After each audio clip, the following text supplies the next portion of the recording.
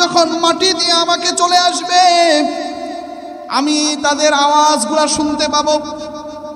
আমরা মাটির ভিতরে থাকা অবস্থায় মাটি দেওয়ার পরে যেমনি ভাবে মানুষ হেঁটে হেঁটে যাবে, আমরা শুয়ে থাকার পরে যারা মাটি দিয়ে চলে যাচ্ছে, ওই মাটি দিয়ে যারা চলে যাচ্ছে তাদের জুতার ফিতার আওয়াজগুলি আমরা শুনতে পাবো।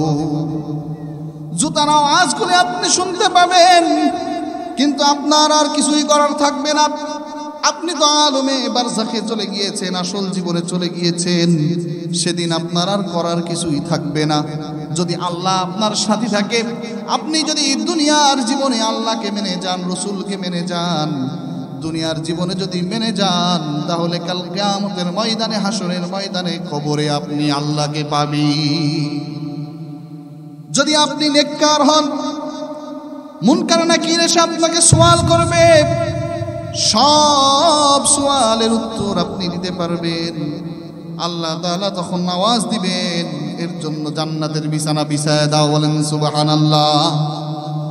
তিনি ওই সত্তা যিনি মৃত্যুকে সৃষ্টি করেছেন, ওয়াল হায়াতা, জীবনকেও সৃষ্টি করেছেন, লিয়াবলুয়াকুম আইয়ুকুম আহসানু আমালা, তোমাদেরকে পরীক্ষা করার জন্য কে তোমাদের মধ্যে সবচেয়ে উত্তম কাজ বেশি করে, ভালো কাজ বেশি করে। আইয়ুকুম আহসানু আমালা, কাজের দিক থেকে ভালো কাজ কে করে, এটা পরীক্ষা করার জন্য। বলেন সুবহানাল্লাহ। তো আল্লাহ রাব্বুল আলামিন মৃত্যুকে আগে এনেছেন, হায়াতকে পরে এনেছেন। কেন? অনেকগুলো কারণ আছে। এর ভিতরে এটাও একটা বিষয় যে দুনিয়ায় যখন আমরা আসি, তখন আমাদের কাজকর্ম, চলাফেরা, আমাদের দুনিয়াদারির ভিতরে আমরা এই পরিমাণ লিপ্ত হয়ে যাই, এই পরিমাণ ব্যস্ত হয়ে যাই, আমরা যে মারা যাব, মূল যে মারা যেতেই হবে, এটা আমরা ভুলে যাই। যাই কি যাই না? যাই। অথচ আল্লাহ রসুল বলেন, আকসিরু মিন যিকরি হাদিমিল লাজ্জাতিল মাউত, তোমরা ওই মৃত্যুকে স্মরণ করো যেই মৃত্যু তোমাদের দুনিয়ার যত স্বাদ আস্বাদন করো, দুনিয়ার যত ভালো কাজ, দুনিয়ার যত খারাপ কাজ, এক কথায় দুনিয়া তোমরা যেই মজা চাখো, এই মজাকে কর্তনকারী মৃত্যুকে তোমরা বেশি বেশি স্মরণ করো। আমরা এটাকে ভুলে গেছি না? দুনিয়ার মধ্যে এই পরিমাণ লিপ্ত হয়ে গিয়েছি যে মৃত্যুর কথা আমাদের স্মরণ থাকে না, অথচ এটাই বাস্তব। আল্লাহ রাব্বুল আলামিন বলেন, কুল্লু নাফসিন যায়িকাতুল মাউত, প্রতিটা প্রাণীকে মৃত্যুর স্বাদ আস্বাদন করতে হবে। এখন বলেন তো, আমরা যারা এখানে আছি, মারা যাব না? যাব না? কেউ আছেন যাব না? যেতেই হবে, হয় আগে আর না হয় পরে। কেউ যদি মৃত্যুকে বেশি বেশি স্মরণ করতেন, আমরা যদি মৃত্যুকে বেশি বেশি স্মরণ করতাম, তাহলে আমাদের দ্বারা ভালো কাজ বাদে খারাপ কাজ হইতো নাকি? আল্লাহ তাআলা এই কারণেই মৃত্যুকে আগে এনে বলছেন যে মৃত্যুকে আগে আনলাম কেন? যখন মৃত্যুর কথা তোমরা স্মরণ করবে, এই ইফেক্টটা পড়বে হচ্ছে তোমার কাজের ভিতরে।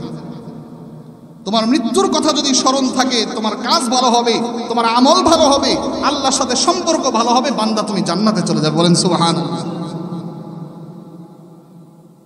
অথচ মৃত্যুকে সবচেয়ে যেটা বাস্তব, যার কোনো মতানৈক্য নাই, কেউ অস্বীকার করে না, সে কাফের হতে পারে, মুশরিক হতে পারে, বেঈমান হতে পারে, কিন্তু মৃত্যুকে অস্বীকার করার মতো কেউ নাই, এমন বাস্তব জিনিসকে সবচেয়ে বেশি আমরা ভুলে যাই না?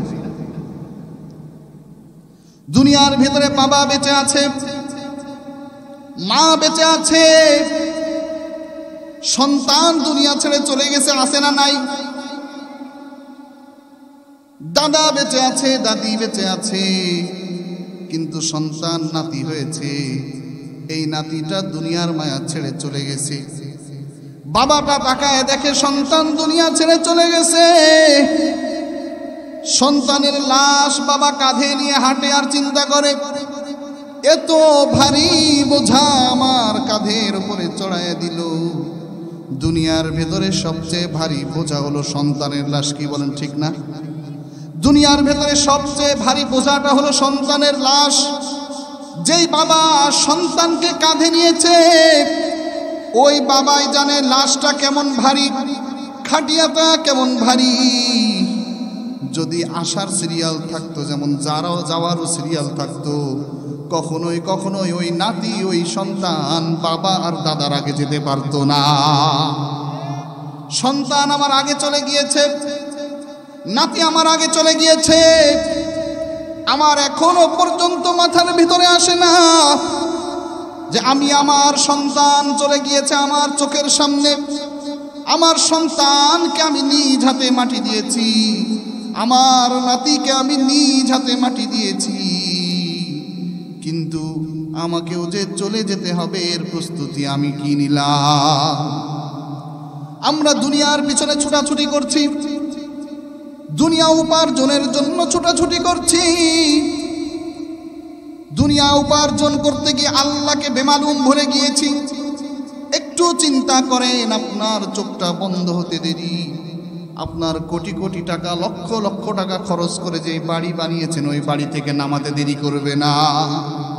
চোখটা বন্ধ হওয়ার সাথে সাথে রক্ত পানি করা টাকা দিয়ে যেই ঘর করেছেন, যেই বাড়ি করেছেন, যেই ফার্নিচার করেছেন, এই ঘর থেকে এই ফার্নিচার থেকে আপনাকে নামিয়ে একটা কাঠের চৌকির উপরে শুয়াইয়ে দিবে। সন্তান আপনার পাশে বসে কাঁদবে, মা আপনার পাশে বসে কাঁদবে, স্ত্রী আপনার পাশে বসে কাঁদবে। আপনি হয়তো মনে করবেন আমার সাথে এরা যাবে।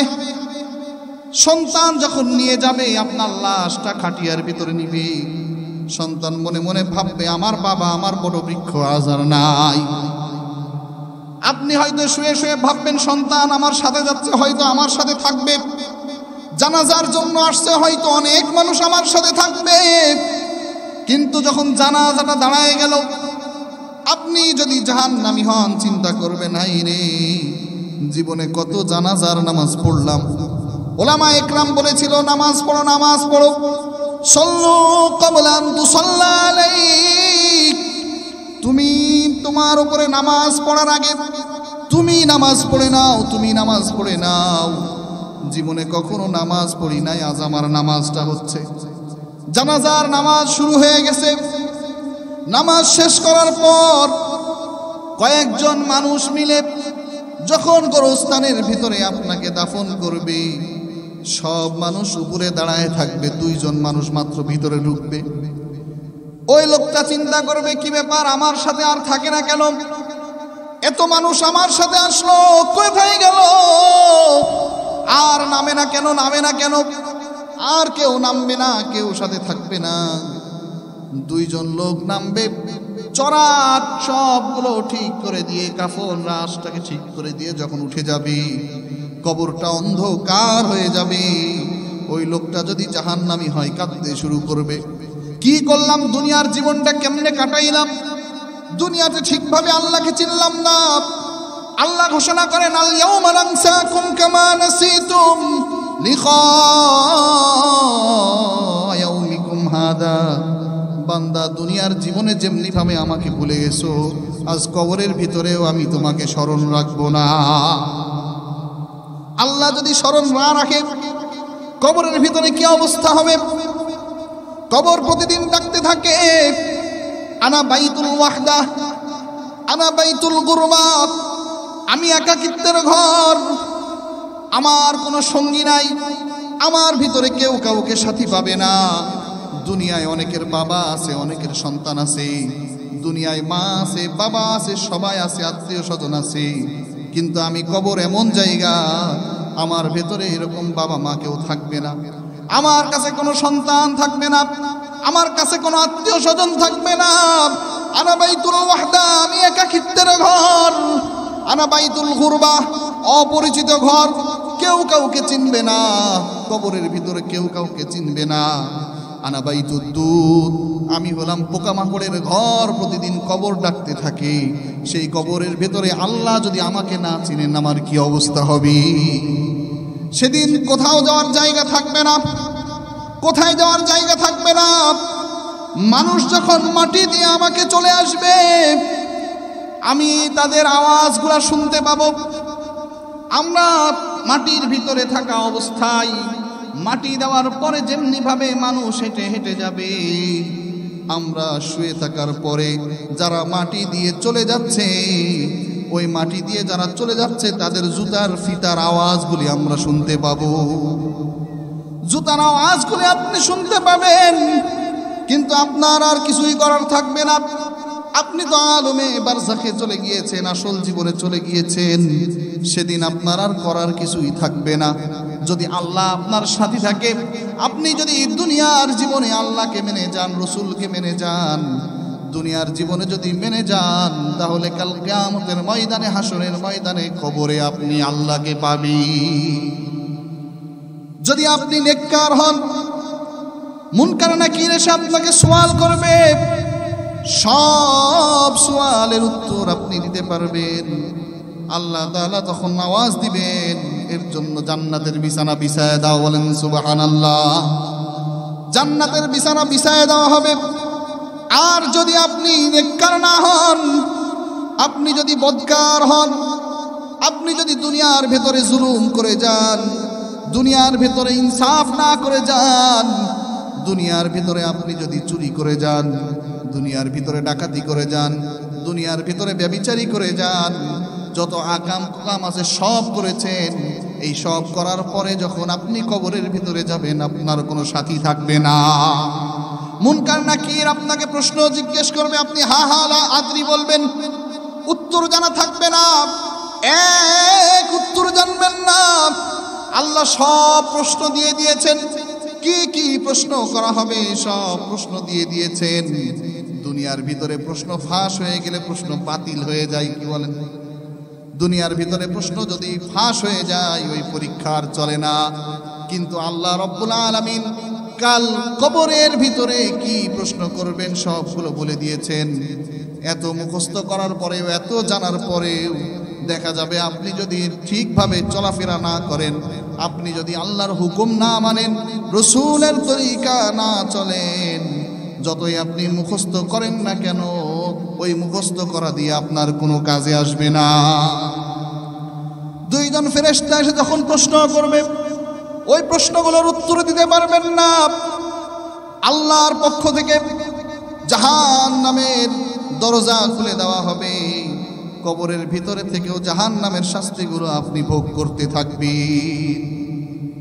এজন্য মৃত্যুকে বেশি বেশি স্মরণ করতে হয়। আল্লাহ রাব্বুল আলামিন এই কারণেই বলেন, আল্লাযী খালাকাল মাউতা ওয়াল হায়াতা লিয়াবলুয়াকুম আইয়ুকুম আহসানু আমালা। তিনি ওই সত্তা, যেই সত্তা মৃত্যুকে সৃষ্টি করেছেন, সেই সত্তাই জীবনকে সৃষ্টি করেছেন। এই জন্য মৃত্যু আগে আসছে। আপনার মৃত্যুকে আগে বলে এটাই স্মরণ করিয়ে দিচ্ছেন যে আপনি আপনার মৃত্যুর জন্য প্রস্তুতি নিয়ে নেন।